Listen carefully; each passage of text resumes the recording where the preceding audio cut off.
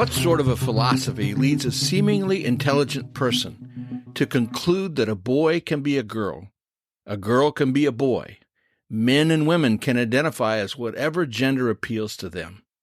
Hi, I'm Rex Rogers, and this is episode number 157 of Discerning What is Best, a podcast applying unchanging biblical principles in a rapidly changing world and a Christian worldview to current issues in everyday life. I don't remember much about my 0 to 6 years of life, nor do I remember that I understood the difference in a boy or a girl, in part because I just learned I was a boy and what this meant. In grade school, I remember beginning to understand the difference in a boy and a girl, and then not liking girls much because, well, they were different. You know, the ooh factor. Girls had cooties. Later in junior high school, I recollect beginning to understand that girls are not only different, but different in certain interesting ways. I did not know much about this, but Dad gave me a birds and the bees talk a couple of times. Dad was a part-time barber, so whenever he concluded I'd benefit from a life lesson, he decided I needed a haircut. When you're in a barber chair, you can't get away. Trapped in a barber chair in an otherwise empty barber shop is a perfect place to hear about the birds and the bees. Of course, in the natural process of things, in high school, I decided those ways in which girls were different from boys were downright attractive and a source of endless fascination. God knew this. He planted these inclinations in me and every other human being because he created us male and female. And he did this so that we would be blessed with male-female companionship. Remember, it's not good that man should be alone. So that we would find enjoyment in male-female marriage relationship. And eventually, so that we would, in the words of the Old Testament book of Genesis, be fruitful and multiply and fill the earth. We'd perpetuate the human race. Now, if you are normal, typical, balanced, healthy, you resonate with what I'm saying. You get it. You likely remember similar maturing thoughts, emotions, and bodies in your youth. Best of all, you too understand the difference in a boy and a girl. Now, some of you, like me, were privileged to be present in the room at the birth of your own child, either as the mother delivering the newborn or as the bamboozled new father. You saw for yourself that boys and girls are born with their distinguishing biological differences, and while we couldn't see them, also born with distinguishing emotional, psychological, and maybe other divinely appointed differences. Given all this, why are there people walking around today who claim they cannot define the difference in a boy or a girl or a man or a woman? Remember U.S. Supreme Court nominee Ketanji Brown Jackson, who during her confirmation hearings was asked by Senator Marsha Blackburn, "Can you define woman?" Jackson said, "I'm not a biologist, I'm a judge." She was still confirmed as a justice. People say they cannot recognize the difference in the sexes and argue neither can medical professionals. In this view, only the newborn babe can later say what or who they are. So we are now treated to the insanity of sex education in kindergarten and elementary school. Not just the differences in boys and girls, but age-inappropriate teaching, blatantly encouraging children to question their own sex or what is now called gender. Obviously, there are moral and scientific implications to this, but there are also practical and educational implications. Time spent on gender nonsense is time not spent on reading, writing, arithmetic, history, science, and certainly not character or civics education. We trade essential instruction that would benefit students' futures for elective, unseemly instruction that is not only non-essential, but harmful. Gender fluidity is the cultural soup du jour. It's the latest craze that's morphed beyond political correctness to indisputable orthodoxy. Dissent is not permitted. If you ask questions based upon common sense, biology, a few thousand years of human history, or even religious convictions, you're a bigot, a hater. Proponents, especially activists of gender fluidity, believe that biology is not destiny. In their view, biological sex is mutable, something assigned at birth.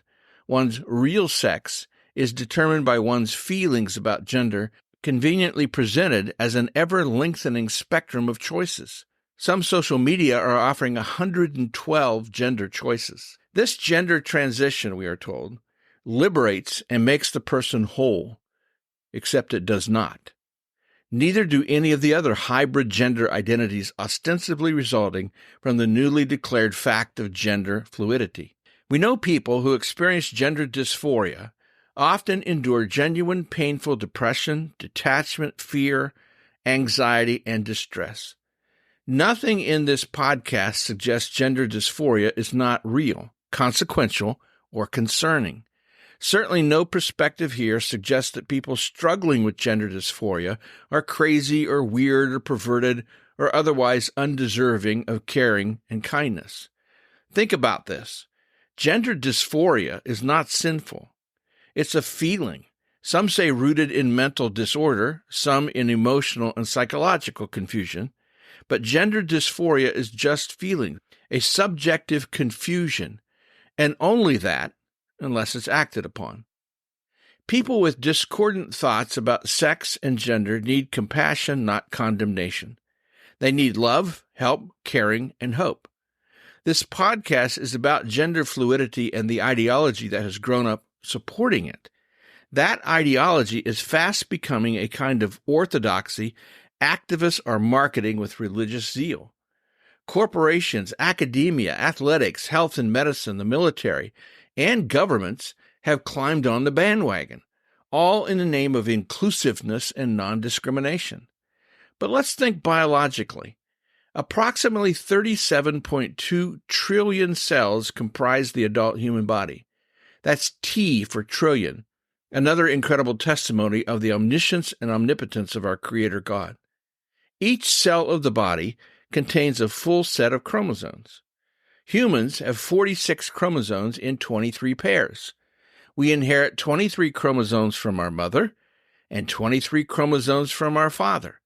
The chromosomes in the first 22 pairs are identical in a normal cell, and they are the same in both genders. The 23rd pair is the sex chromosome, and therefore determines the sex of the individual. This chromosome is either XX for female or XY for male. Whatever set of chromosomes a person has when they are born cannot be changed. This is because chromosomes are in all the cells that make up our bodies. To change a person's chromosomes would mean changing trillions of cells. There's no technology that can change a chromosome in all of a person's cells. While the condition of gender dysphoria is real and deserves sympathy, it does not erase the fact of biological sex. Human beings are male or female down to the level of their DNA, and males and females have different biochemistry even before they are born. Consequently, sex is not assigned at birth. It begins with conception and can be determined on ultrasounds prior to birth. Sex is literally hardwired in the human design via the trillions of cells in the human body. So one's sexuality is deeper than anatomy, appearance, feelings, or expression. Our sex is part and parcel of who we are, and it cannot be changed no matter what drugs or hormones that we might take, and no matter what surgical procedures, including extensive gender reassignment surgery, that we might choose to endure.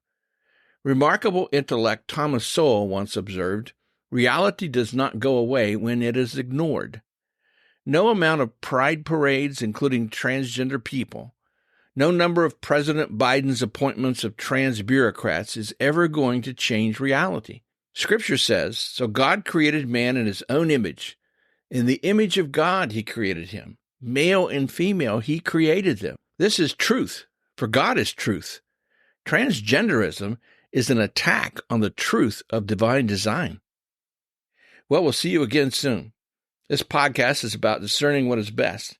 If you find this thought-provoking and helpful, follow us on your favorite podcast platform and download an episode for your friends. For more Christian commentary, check my website, REXM as in Martin. It's rexmrogers.com. And remember, it is for freedom that Christ has set us free. Stand firm.